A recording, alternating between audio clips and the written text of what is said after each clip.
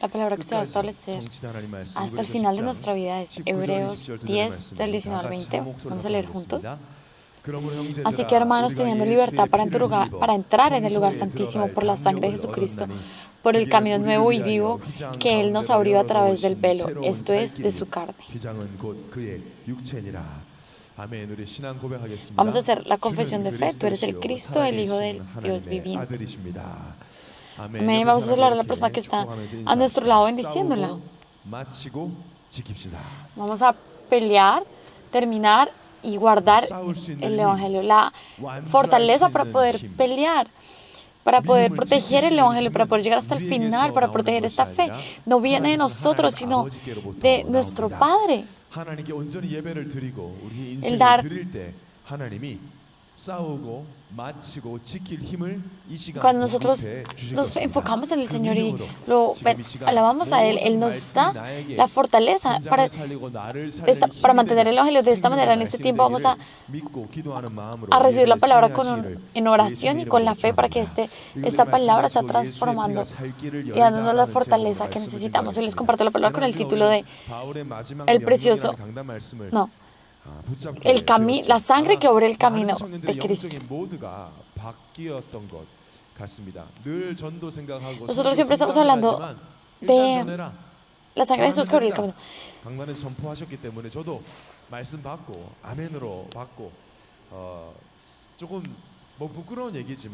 La verdad, siempre decimos que tenemos que aferrarnos a la palabra, y la semana pasada el Señor nos habló en la palabra del púlpito de la última orden de Pablo, y yo la verdad me da vergüenza, pero pues yo siempre digo que tenemos que evangelizar, pero esta semana especialmente por esa palabra estuve realmente pensando, en serio tengo que compartir el Evangelio, y empecé a darme cuenta que todas las personas que conozco son cristianas. O sea, todos son creyentes, y obviamente es porque estoy llevando a cabo esta misión de ser pastor.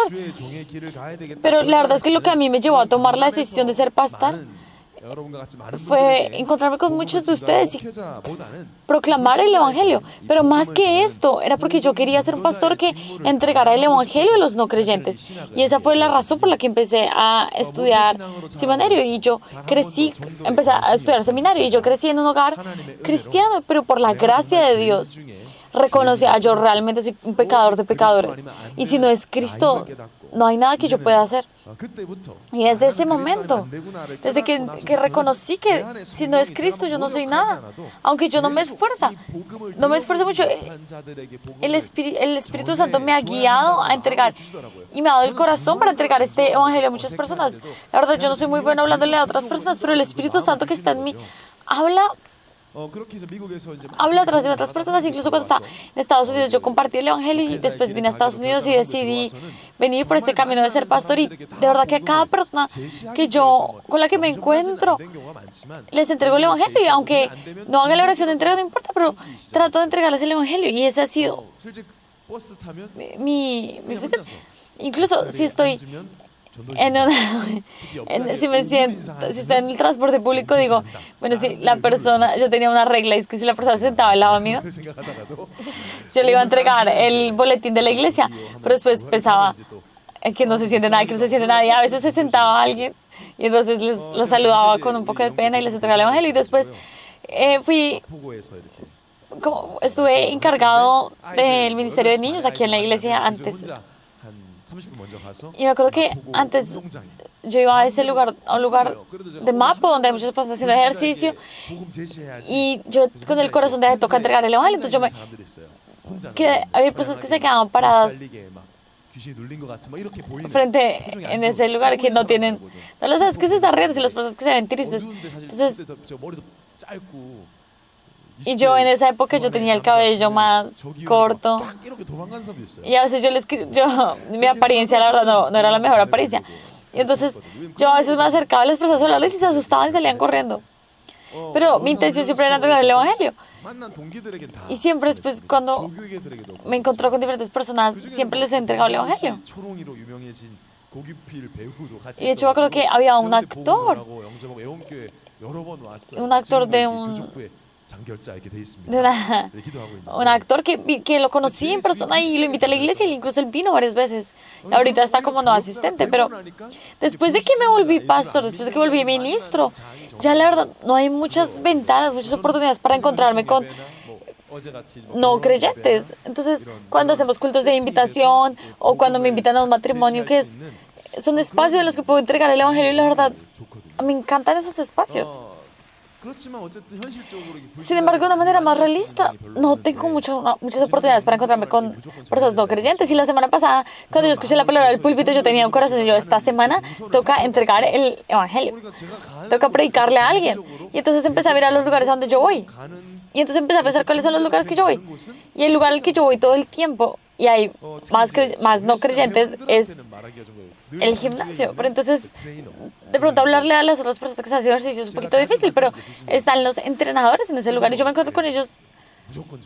Entonces yo me fui y dije, no tengo que entregarles, entonces preparé un regalo.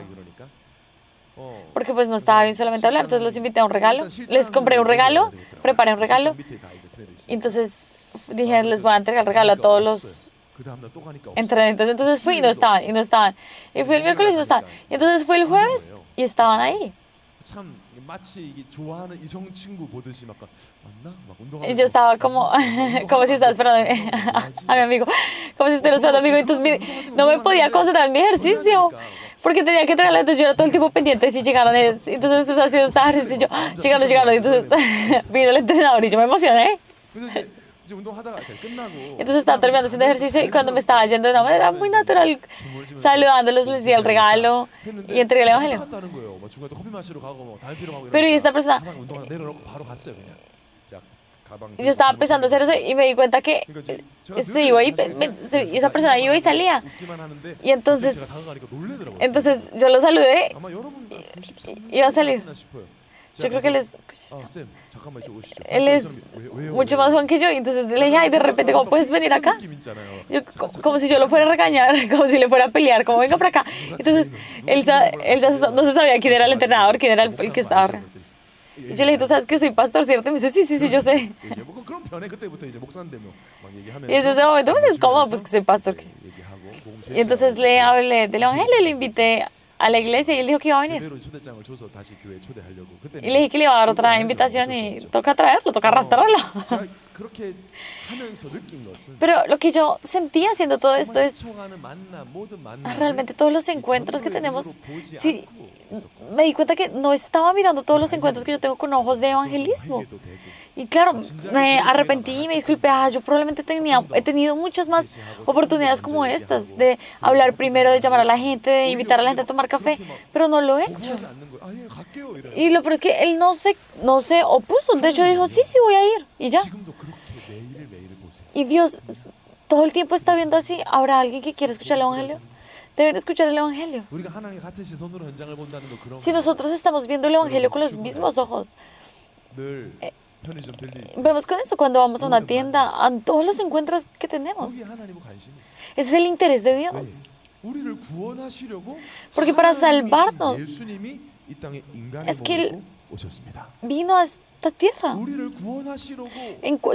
Se vistió de hombre y vino a esta tierra solamente para salvarnos, y para salvarnos fue el que derramó su sangre.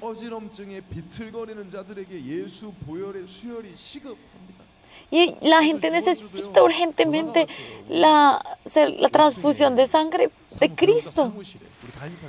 Y hoy me llamaron de la oficina del 5º piso.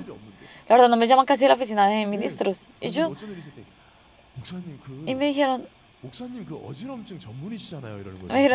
pastor, usted es profesional en el tema de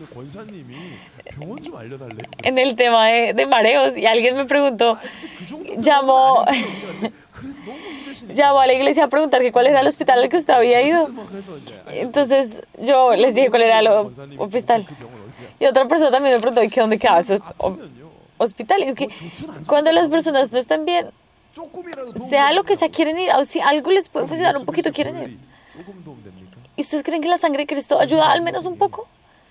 Claro que no. La sangre de Cristo, la vida de Cristo que está en la sangre, ¿ustedes creen que es un poquito? No, es mucho. Y porque si no es por la sangre de Cristo, no hay solución. Es que tenemos que, a través del culto de hoy, tener la transfusión de la sangre por la sangre de Cristo. Y hoy es la última vez que vamos a estar hablando de la sangre de Cristo. Y hablar de esto fue muy importante. Hablar 5 semanas seguidas de la sangre de Cristo fue muy importante. De manera que, aunque ustedes se acuerden solamente un poco de la palabra que les voy a compartir el día de hoy, van a ser bendecidos mucho tiempo. Y ustedes pueden decir, pero ¿qué relación tiene la sangre conmigo? Y tal vez las personas que se registraron este mes van a decir, ¿y por qué esta iglesia todo el tiempo habla de la sangre de Cristo? Y pueden preguntarse eso. Pero esto no soy yo, es la Biblia que está enfatizando esto más que cualquier otra cosa. Es la sangre de Cristo.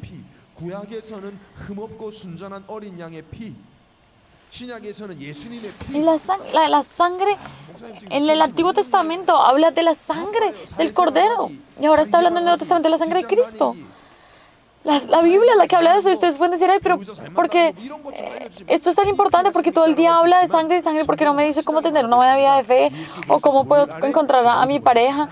No, ¿por qué? Porque la Biblia dice que en Cristo está todo. Y si ustedes entienden el valor de la sangre, van a recibir absolutamente todo.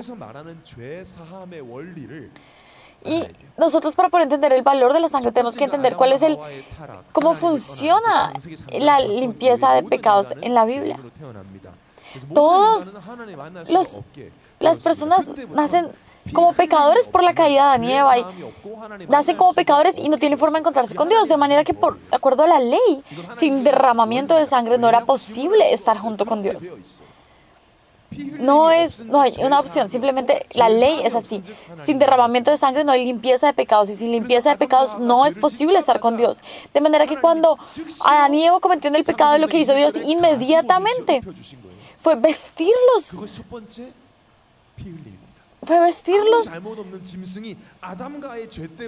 con la piel de un animal, y la sangre los cubría. Se vistieron de una ropa que escurría sangre. Y desde ese momento en adelante, esto representa la sangre de Cristo, y desde ese momento se estableció un tabernáculo, y en este tabernáculo se llevaba a cabo este derramamiento de sangre, y así era el perdón de pecados. Si vemos en Levítico 17:11, dice, porque la vida de la carne en la sangre está, y yo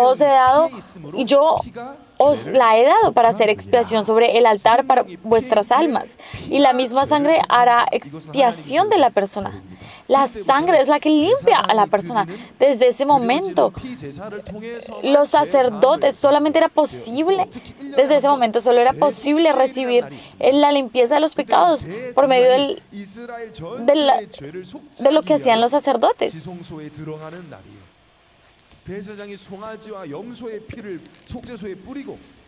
Entonces, de manera que se llevaban su sangre, y había días en los que todos llevaban los animales, los sacrificaban en ese lugar, y después el sacerdote se limpiaba también con esa sangre y entraba a un lugar santísimo, y nadie más podía entrar a ese lugar santísimo. Y lo que dividía el lugar santo y el lugar santísimo era una cortina. Y me doy cuenta que nadie está escuchando lo que estoy diciendo. Entonces, por eso preparé una imagen. Si ustedes ven la imagen, está no importa que no vean correcto, pero la parte de adelante, lo que es más adelante, es la parte de los gentiles, y después está la puerta de la hermosa, y después, si entran, está ese lugar que es el lugar santo, y dentro de en los atrios, y después la parte que está adelante de la cortina es el lugar santo, y el lugar que está después de la cortina es el lugar santísimo, y nadie podía entrar al lugar santísimo. Y el lugar santísimo en ese lugar santísimo estaba la presencia misma de Dios. Por eso ellos vivían centrados en el tabernáculo, porque era donde estaba la presencia de Dios. Y si ustedes ven esa cortina que está ahí, pues, se le llama cortina. Y esto es muy importante, porque esta cortina sale en el versículo de hoy. Esto no es cualquier cortina. Este velo se llamaba el velo. Este velo no es cualquier cortina. Cualquier persona que entraba tras ese velo moría. Nadie podía entrar. Y esto mostraba que no había forma de encontrarse con Dios. Pero hubo algo que hizo que este velo fuera roto. Y pasó algo que hizo que Dios mismo, no fue el ser humano, Dios mismo rompiera ese velo. ¿Cuándo fue eso? Cuando, primer punto, el grito que rompió el velo. Si vemos en Mateo 20:50 dice, mas Jesús habiendo otra vez clamado a gran voz, entregó el Espíritu. Y he aquí, el velo del templo se rasgó en dos, de arriba a abajo, y la tierra tembló y las rocas se partieron. Esta es la cosa más dramática que pasa en toda la Biblia. Cuando nosotros vemos una película o vemos un partido o las películas de Marvel, está ese momento en el que ya cuando toda la humanidad se va a destruir, llega un superhéroe y hace algo. Ya cuando no hay ningún tipo de esperanza, aparece el héroe y todo el mundo se emociona. En este momento, Jesucristo está derramando la sangre en la cruz. Está derramando la sangre en la cruz y está muriendo. Y ese último, lo último que él clamó está en Juan 19:30 y él dice, consumado es, terminado es. Y en ese momento el velo del templo se rasgó de arriba a abajo. Esto es muy importante, no lo rompió alguien desde abajo, se rompió desde arriba hacia abajo. Se rompió por completo. Y hay dice que un teólogo judío de la época dice que ese velo era tan alto como decir el techo de aquí. O sea, es como en Corea 4 pisos, un apartamento desde el cuarto piso hasta abajo. Así de alto era y se rompió por completo. ¿Y esto qué es lo que está diciendo? Que se terminó el dolor de la separación.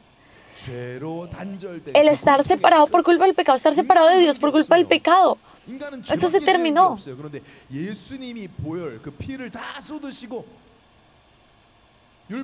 La sangre de Cristo completó toda la ley, la obra de Cristo completó toda la ley. Cuando Él dijo, consumado es, terminado es, en ese momento el velo se rompió desde arriba hacia abajo. ¿Esto qué quiere decir? Que Dios abrió el camino. Se abrió, se rompió, se derrumbó esa barrera que no permitía que llegáramos a estar junto con Dios. El dolor más grande es la separación. Si nosotros estamos separados de la persona que amamos es difícil. Si nosotros escuchamos lo que dicen las personas, que las familias que se separaron por la separación de Corea entre el sur y el norte, esas personas dicen que es muy doloroso. Quieren saber si sus familiares siguen vivos y que es muy doloroso este dolor de la separación, muy doloroso. No hay un camino de ir hacia otro país y no hay una forma de saber de la otra persona. Y dicen que eso es muy doloroso. La separación en sí mismo es doloroso. Hay ustedes, de pronto hay familias entre ustedes que sus padres no hablan entre ellos y eso es un infierno. O que los padres y los hijos no hablen, que haya una separación, eso es muy doloroso. Esta palabra separación en sí mismo, división en sí mismo, es muy doloroso. Y la humanidad estaba separada de Dios, sin ningún tipo de relación con Dios, por ese pecado, porque había un velo de pecado que nos separaba completamente de Dios. No podíamos estar con Dios, no podíamos abrazar a Dios. No era ese punto que dice en Juan 8:44, dice que vosotros sois de vuestro padre el diablo y los deseos de vuestro padre queréis hacer. A ese punto estamos separados de Dios. En Efesios 2:3 dice que ustedes estaban muertos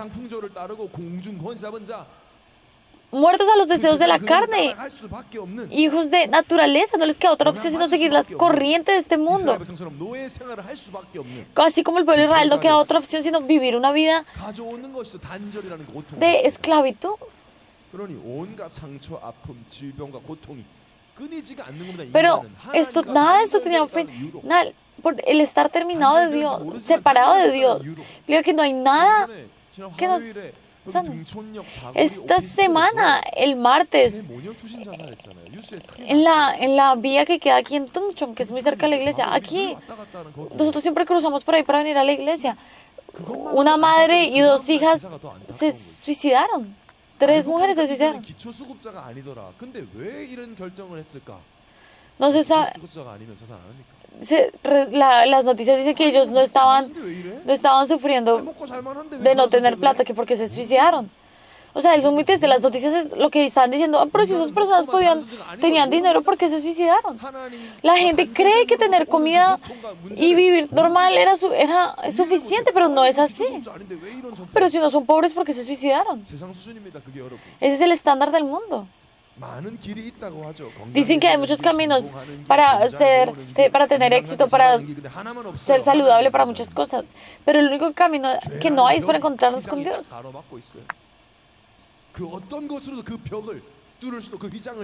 No hay nada que nos pueda separar de Dios, no hay nada que pueda romper ese velo que separa de Dios.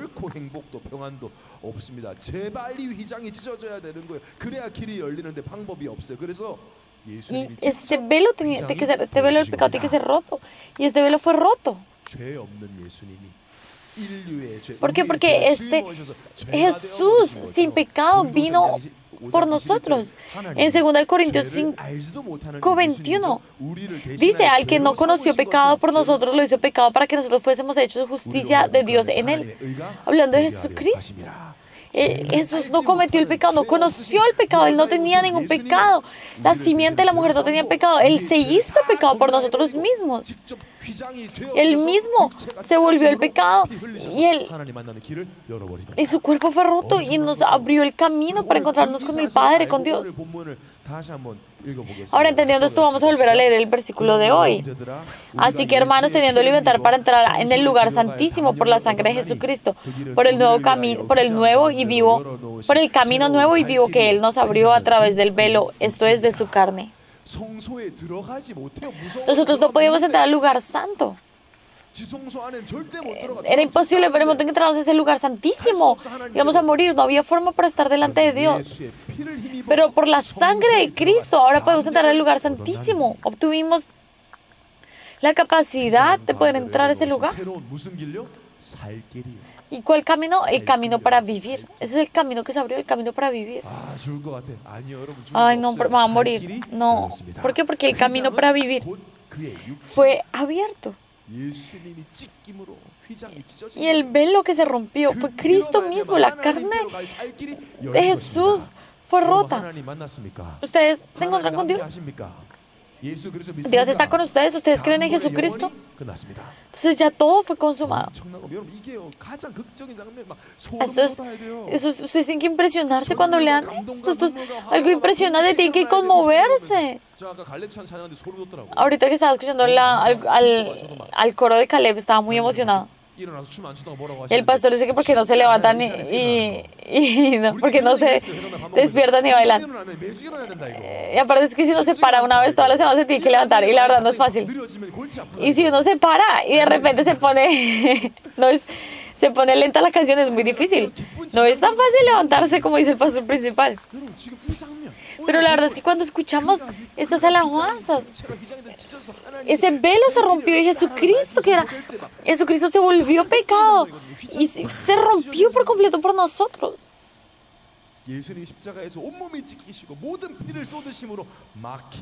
Y se rompió por completo y abrió un camino. Ese es el significado. El velo que se rompió está representando a Cristo.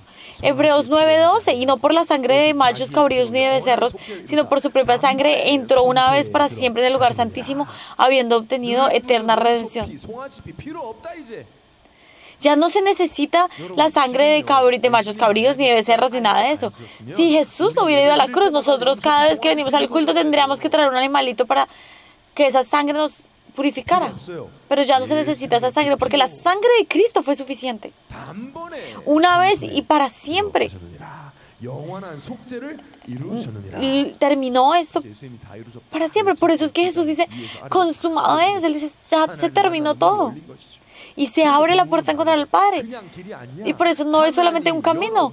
Es un camino que Dios abrió para una nueva vida. Dice un camino nuevo y vivo. Es un nuevo y vivo camino.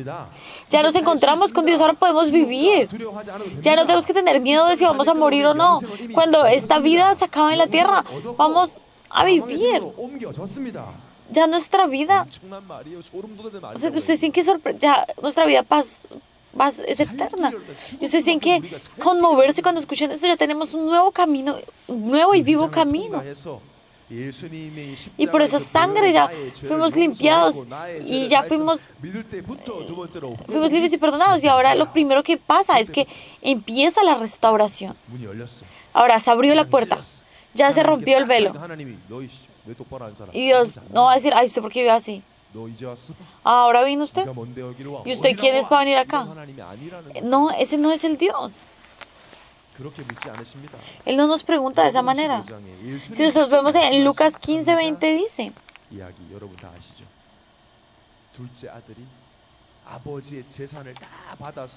es como la parábola del hijo pródigo.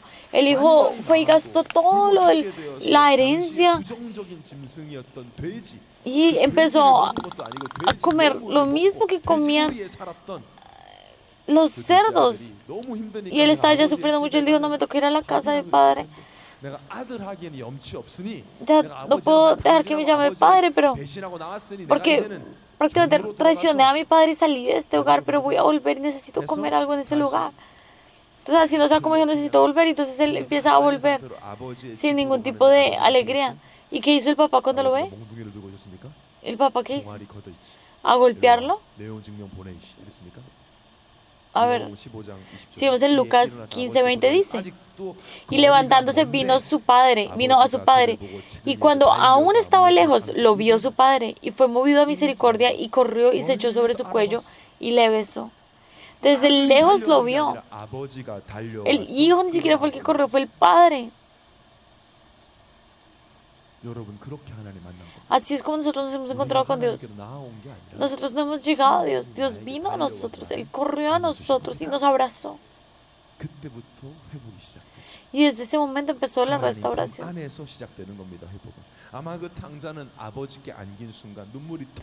Desde el momento en que estamos en los brazos de Dios, empieza la restauración. Yo me imagino que él empezó a llorar por muchas cosas y estaba agradecido, se sentía mal, Dios decía, ay, no me va a separar de Dios y voy a vivir como yo quiera. Pero después se encuentra con esas dificultades.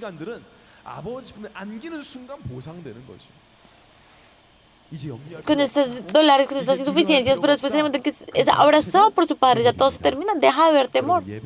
Esto en sí mismo es la restauración. Y ustedes tienen que disfrutar del abrazo de Dios cada vez que están en el culto.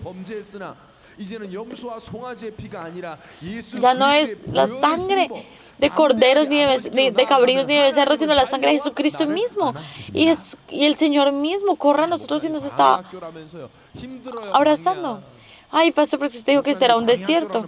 Usted está hablando del desierto, la universidad del desierto, y desde que usted dijo eso, ahora todo está más complicado. Pero no, aunque sea como un desierto. Un verdadero desierto es un lugar donde no está Dios. Donde Dios está. Donde sea que Dios esté, es el paraíso. En Deuteronomio 1:31. Y en el desierto has visto que Jehová tu Dios te ha traído como trae el hombre a su hijo por todo el camino que habéis andado, hasta llegar a este lugar.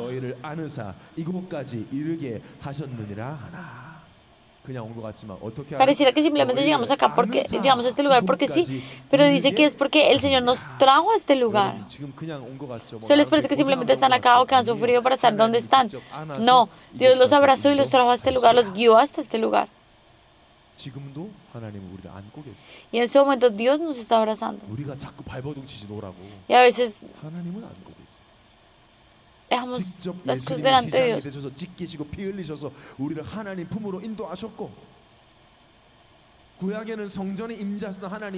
En el Antiguo Testamento habla de que la presencia de Dios está en el templo, pero en el Nuevo Testamento dice que la presencia de Dios está en nosotros mismos. Y si nosotros creemos eso, nosotros somos conscientes de esto, vamos a disfrutar esto realmente. De manera que cuando estamos siendo abrazados por Dios y somos conscientes de esta verdad, vamos a vivir diferente. En 2 Corintios 4:16 dice que no desmayamos. Aunque nuestro cuerpo exterior, hombre exterior, se va desgastando, el interior, no obstante, se renueva cada día. Entonces, lo primero que tenemos que no hacer es cuando estamos abrazados en los brazos de Dios, lo primero que tenemos que hacer es dejar de estar en temor. Estamos siendo abrazados por Dios. ¿Qué tenemos que hacer ahora que fuimos abrazados por Dios? A veces los niños se abrazan se abrazan a sus padres y ya empiezan a pelear. ¿Y qué es lo que tenemos que hacer?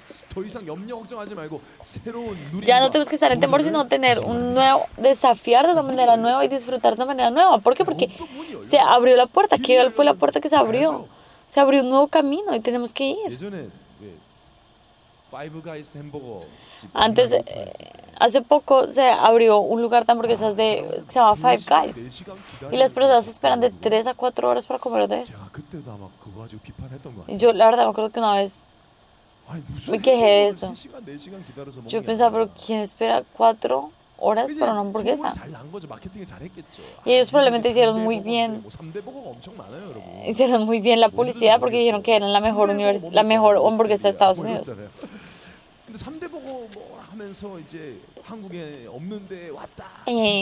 Ahora podemos comer esta comida de Estados Unidos y hicieron muy bien la publicidad. Entonces la gente hizo fila, esperaban 3, 4 horas.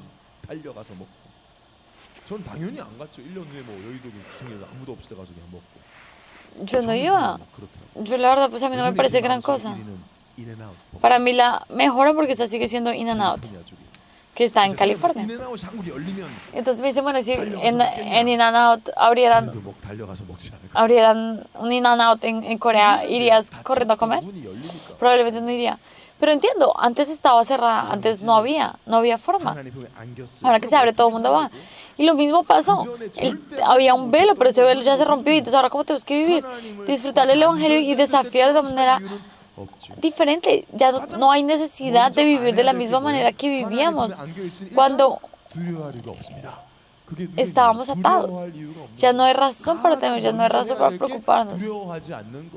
Y lo primero que tenemos que hacer está en Isaías 49:10, que es no temer. Dios está conmigo, no tema porque yo estoy con usted.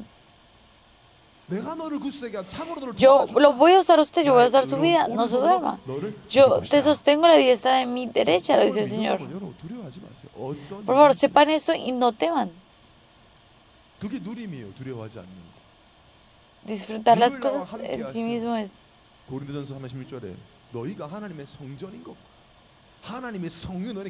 Es la respuesta. Somos el templo. En 1 Corintios 3:16, ¿no sabéis que sois el templo de Dios y que el Espíritu de Dios mora en vosotros? No se trata de otra cosa, sino que nosotros somos el templo, no está en otro lugar. En Romanos 8:39 lo vamos a leer junto. Ni lo alto, ni lo profundo, ni ninguna otra cosa creada nos podrá separar del amor de Dios que es en Cristo Jesús, Señor nuestro.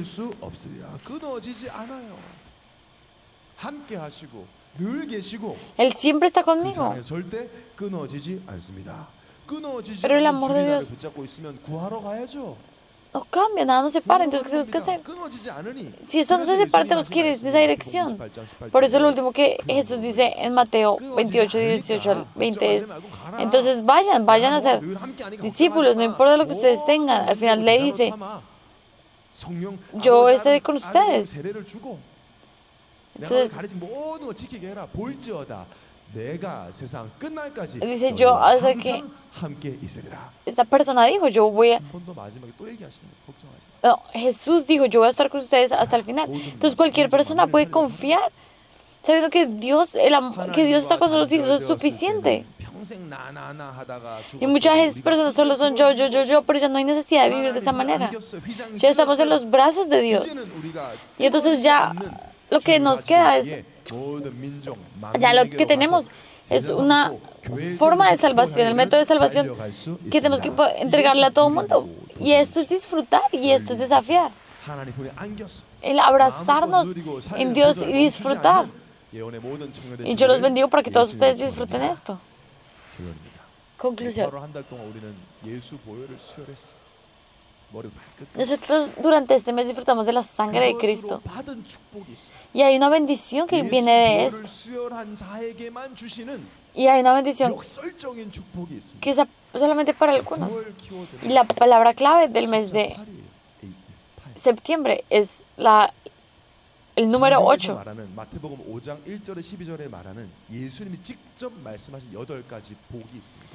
Sí, Jesús mismo habla de esto y esto está en Mateo 5:1 al 12 y habla de las 8 bendiciones, de las bienaventuranzas, 8 bienaventuranzas que menciona Jesús, y nosotros durante este mes vamos a disfrutar esto de una manera realista.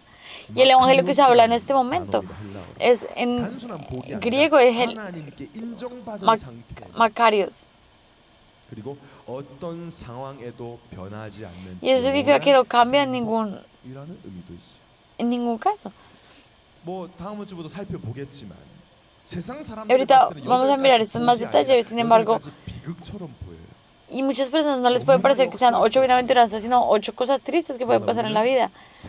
Pero nosotros no somos jóvenes del reino de Dios, sino jóvenes del reino de Dios, hechos al reino de Dios, y cada día disfrutamos esto.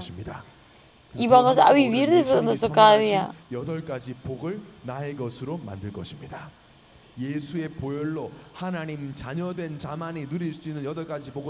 Por eso nosotros durante este mes vamos a desafiar para que durante este mes estas 8 bendiciones se vuelvan mías.